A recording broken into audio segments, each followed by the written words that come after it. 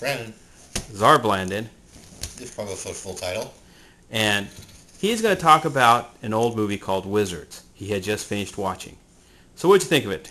I thought it was pretty good for such an old movie stuff. I guess actually how violent it was for an old cartoon. How do you mean?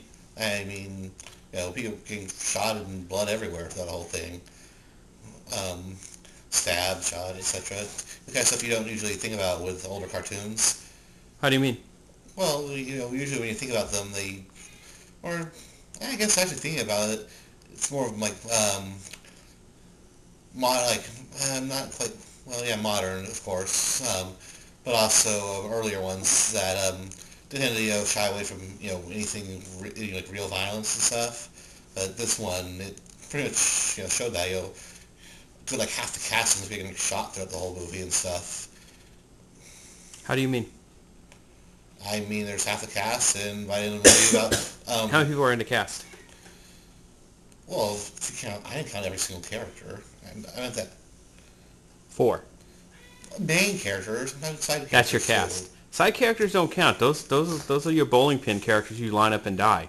Yeah, but any good action film has those. Yeah, but this is not. Dumbo's mom was one of those characters that was destined to die. Bambi's mom was destined to die. Dumbo's mom didn't die.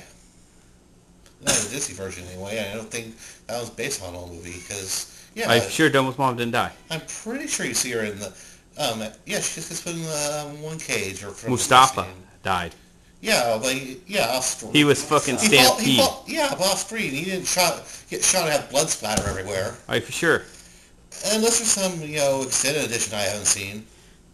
Are you for sure? Pretty dang. Sonic died. No. Yeah, at the end of each level. If you mess up, remember, you drop all your rings. And you're not supposed to be speaking, Robbie. That's your Play test. with the Barbies. Rub their boobies as keep yourself happy. He's your son. No. You inherited him from Paul. There's not a court in the land that will uphold that. You know it. Yes, they will. They'll see him and they'll go, yes. Father mutant, baby mutant. And talking about mutants, the movie was about mutants and normals. Yeah, the whole weird post-Holocaust, post-apocalyptic thing.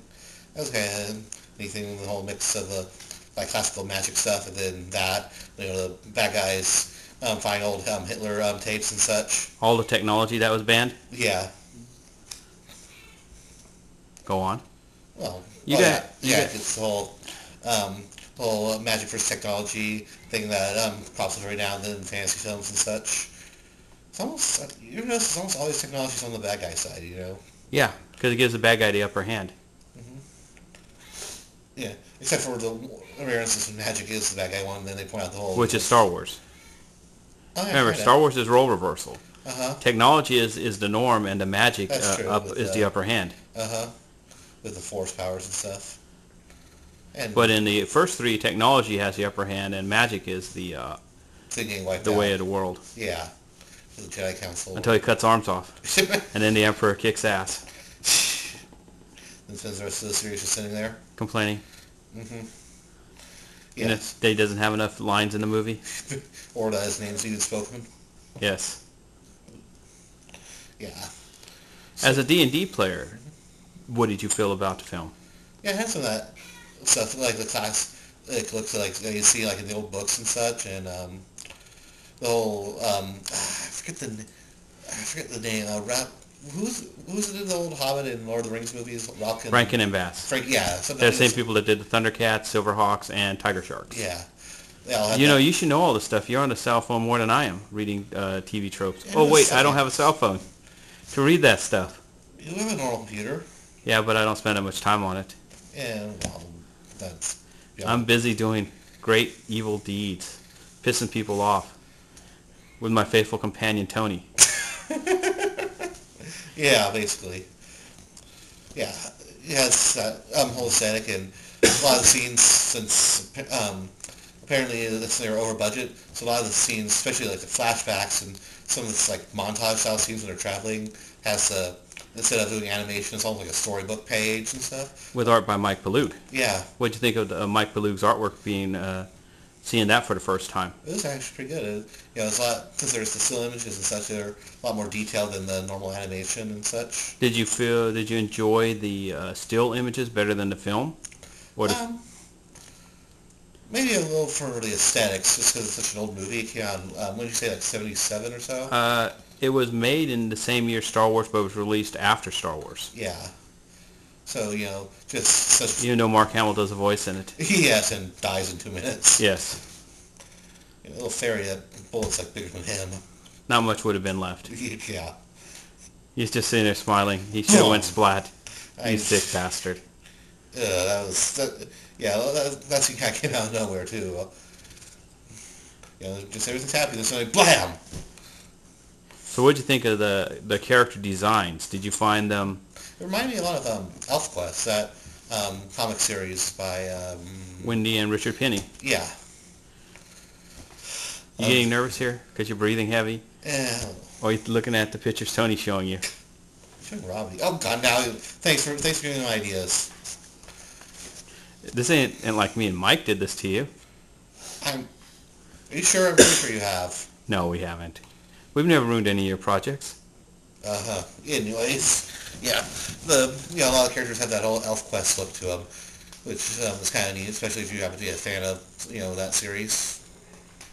So, as your final words, what would you say is the one favorite moment of the film? Eleanor the elf and her huge boobies? Kind of like the end, what do we call it, a fight with the last character? Just the anticlimactic ending battle? Yeah, something like that. It's kind of cool. You thought it was kind of... Okay. Kind of comes out of left field. How do you mean? The whole, for one thing, they're supposed to be both wizards or whatever, or it's like they're building up the whole big climatic, wizard duel or whatnot, and then he just pulls a gun out of his sleeve and shoots him, and that's it. Double tap and it's over. It was kind of like, you found it interesting, but kind of like disappointing at the same time. Yeah.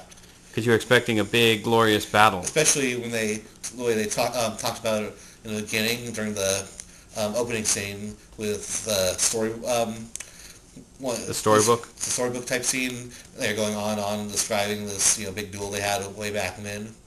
Before the series starts. The Great Magic Wizard Wars. Yeah.